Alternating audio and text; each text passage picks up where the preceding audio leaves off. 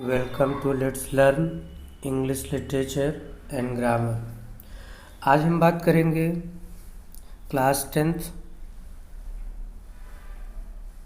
First flight chapter 2 a tiger in the zoo, चिड़ियाघर में एक बाघ, रिटन बाय लेस्ली नॉरिस। तो सबसे पहले हम सेंट्रल आइडिया की बात करते हैं।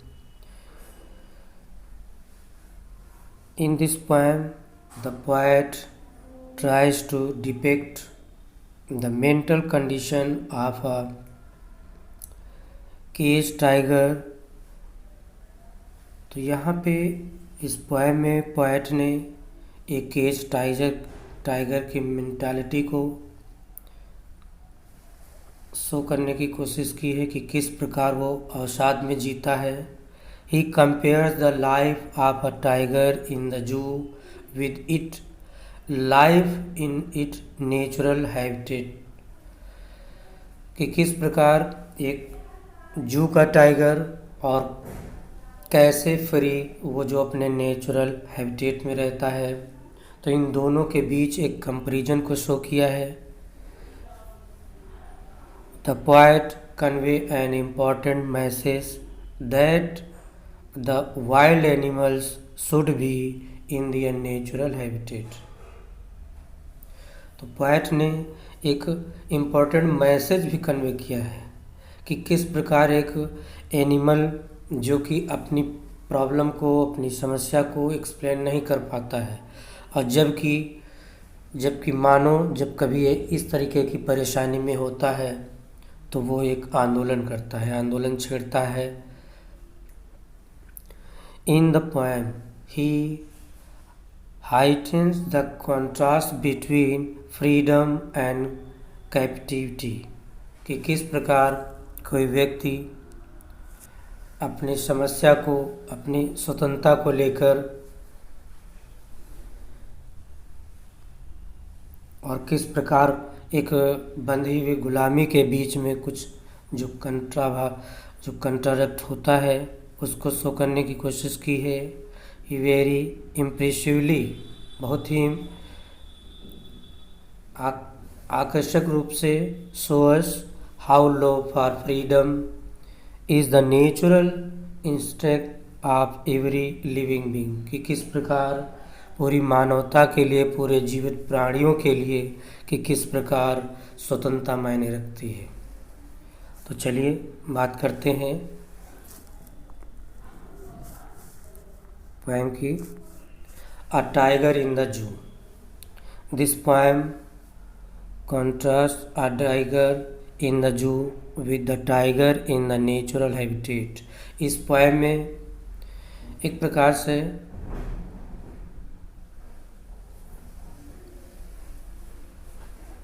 यहाँ पे वही बातें रिपीट हो रही हैं जो कि अभी हम पढ़ भी चुके हैं कि किस प्रकार एक टाइगर जू में है या नेचुरल हैबिटेट में है, कि किस प्रकार उसकी मेंटालिटी, उसका रहन सहन के बीच बहुत ही विरोधाभास है, अपोजिट चीज़ें हैं। The poem moves from the zoo to the jungle. इस पोएम में टाइगर के जू से लेके जंगल तक के बीच की जो डिफरेंस है, and back again to the zoo, और जू से फिर जू में वापस जो लाइफ स्टाइल है, जो रहन सहन है, उसको बताया है। Read the poem silently once and say which strangers speak about the tiger in the zoo. अब हम इस पोएम को बहुत ही सावधानी से पढ़ेंगे और एक एक स्टेंजा में हम बात करेंगे कि किस प्रकार जो है टाइगर का जो लाइफ है जू में, and which one speak about the tiger in the jungle, और किस प्रकार जो है जंगल में रहता है। चलिए स्टार्ट करते हैं। He starts in his vivid stripes the few step of his cage on pads of velvet quiet in his quiet race। तो हम देखते हैं ही स्ट्रैक्स इन हिज विविड स्ट्राइप्स। जो टाइगर है उसके शरीर पे एक गहरी धारियाँ बनी हुई हैं जो कि दूर से ही दिखाई देती हैं। ही विव्ड स्टेप्स ऑफ हिज केज, जो अपने केज में कुछ ही कदम वो रन कर पा रहा है, चल पाता है। On pads of velvet quite, और जिसके पैर कैसे हैं, बिल्कुल वेलवेट हैं, मखमली हैं, बहुत ही मुलायम हैं। इन हिज क्वाइट रेज, लेकिन उसके अंदर गुस्सा बहुत अधिक है। ये तो उसकी मजबूरी है कि वो केज में है, अन्यथा टाइगर के बारे में आप जानते हैं कि वो जंगल में किस तरीके से रहता है, अपने एक घमंड के साथ रहता है। लेकिन यहाँ पे वो एक केज में है कि किस प्रकार वो बिल्कुल असहाय है। चलिए नेक्स्ट स्टेंजा देखते हैं। He should be lurking in Shadow. यहाँ पे एक वर्ड मिला है लर्किंग। तो लर्किंग मीन्स होता है जैसे एक छुपकर कोई इंतज़ार कर रहा हो, देख रहा हो।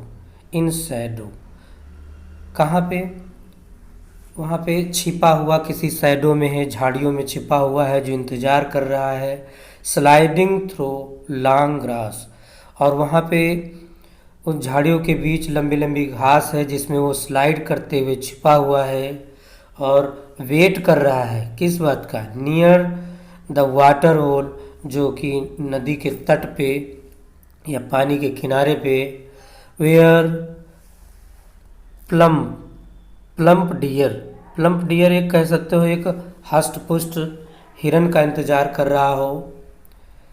तो यहाँ पे हम देख रहे हैं कि ये जंगल का सीन है, और जबकि पहले का जो सीन है वो केज का सीन है कि किस प्रकार वो बिल्कुल असहाय जैसा दिखाई दे रहा है। लेकिन दूसरे स्टैंजा में वो जंगल में है, जो कि अगर जंगल में होता वो इस तरीके से होता, वो एक भारी भरकम या हष्ट पुष्ट हिरन का इंतज़ार कर रहा होता, और वो भी अपनी घात लगा के, एक कह सकते हैं कि अपनी ताक में अपना जो उसका तरीका होता है शिकार करने का, वैसे ही। तो चलिए आगे बढ़ते हैं।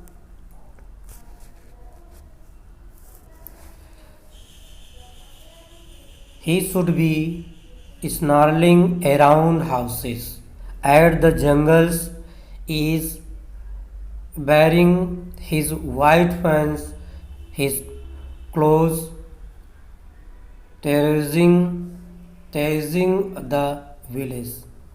तो थर्ड स्टेंजा में क्या शो करते हैं, he should be snarling around houses. अगर जंगल में शेर होता तो वो घरों के नज़दीक आकर एक वार्निंग, एक हिसाब से कह सकते हैं वार्निंग साउंड, जैसे गुर्राहट की करता है वो करता, एट द जंगल से, जंगल के किनारे पे आके लोगों के घरों के पास बहुत तेज़ी से चिघाड़ता या दहाड़ता। तो बैरिंग हिज वाइट फैंस, और जब ये दहाड़ता तो उसका मुंह खुलता और उसके जो नुकीले नुकीले दांत होते हैं, वाइट से जो शिकारी दांत होते हैं वो निकल आते। हिज क्लोज, तो उसके नाखून दिखते, उसके दांत दिखते, और टेररिजिंग द विलेज, लोगों के लिए एक खतरा महसूस कराता या डेंजर उनके लिए होता। किनके लिए, गांव वालों के लिए होता, यदि वो जंगल में होता। तो यहाँ पे हम बात कर रहे हैं अभी टाइगर के जंगल में होने की। लेकिन फोर्थ स्टेंजा में देखते हैं, but he is looking in a concrete cell. अगर वो कंक्रीट के सेल में होता, वो जू में होता, तो क्या होता, he is strength behind bars, उसकी जो पूरी ताकत शक्ति है वो एक हिसाब से कह सकते हो एक बाड़े में होती। Stalking the length of his age, ignoring visitors, और वो अपने जो उसका केज, जो छोटा सा केज होता, उसके हिसाब से वो जो वहाँ पे आने वाले जो विजिटर्स होते हैं, जैसे कि आपने देखा होगा जू में बहुत सारे लोग देखने जाते हैं और तालियां बजाते हैं या कुछ और एक्टिविटीज़ करते हैं। क्यों? क्योंकि टाइगर उस समय केज में होता है और हम जानते हैं कि वो मेरा कुछ नहीं कर सकता है। तो अब टाइगर जब केज में है तो विजिटर्स को वो इग्नोर करता है, क्यों? वो अब वहाँ पे कुछ कर भी नहीं सकता है। ये बात टाइगर भी जान चुका है। तो चलिए अगले स्टेंजा की तरफ, जो कि लास्ट स्टेंजा है, देखते हैं। ही hears the last voice at night, the patrolling cars and stars with his brilliant eyes at the brilliant stars। यहाँ पे जो लास्ट स्टेंजा है उसमें टाइगर को केज में ही बताया गया है, दिखाया गया है कि he hears the last voice at night, यानी पूरे दिन की माथापच्ची के बाद, लोगों के शोरगुल या कुछ एक्टिविटीज़ के बाद वो केवल लास्ट में केवल एक नॉइज़ को सुनता है। वो भी होती है वहाँ पे द पेट्रोलिंग कार्स, जो कि वहाँ पे जो रात में पेट्रोलिंग करने वाली जो कार होती है, जो वहाँ के जो सुरक्षाकर्मी या कह सकते हो पुलिस जो पेट्रोलिंग करती है, उनकी आवाज़ वो सुनता है। And stars with his brilliant eyes at the brilliant stars. तो यहाँ पे शेयर्स एंड स्टेज विद, और लास्ट में क्या होता है कि वो केवल उसकी आंखें उस केस से केवल आसमान में केवल तारों को ही देखते हैं, और इस प्रकार से उसका एक विक्षुब्ध दिन बीत जाता है। तो कहने का मतलब ये है, पोएट का जो पॉइंट ऑफ व्यू है कि किस प्रकार एक जानवर जो अपनी गुलामी को एक्सप्रेस नहीं कर पाता है, और जबकि कोई मनुष्य होता, कोई मानवता के लिए ऐसा कुछ होता तो वहाँ पे कोई आंदोलन होता। लेकिन इन जंगल के जानवरों को जो केज में रख के हम अपने इंजॉयमेंट के लिए उनका इस्तेमाल करते हैं। तो पॉइंट जो पोएट है वो एक्सप्रेस करता है कि उनकी भी अपनी समस्या हो सकती है, और इस चीज़ को अवॉइड करने का भी संकेत देता है। तो चलिए लास्ट में एक बार फिर कहना चाहेंगे कि हम अपने चैनल पे लेट्स लर्न इंग्लिश पे, जहाँ पे mostly NCERT based high school inter की लिटरेचर क्लासेस, और थोड़े ही समय बाद हम ग्रामर के साथ आपके चैनल पे उपस्थित होंगे। आपका अपना channel let's learn English literature and grammar. तो लास्ट में कहेंगे, please like, comment, share and subscribe my channel. Thank you.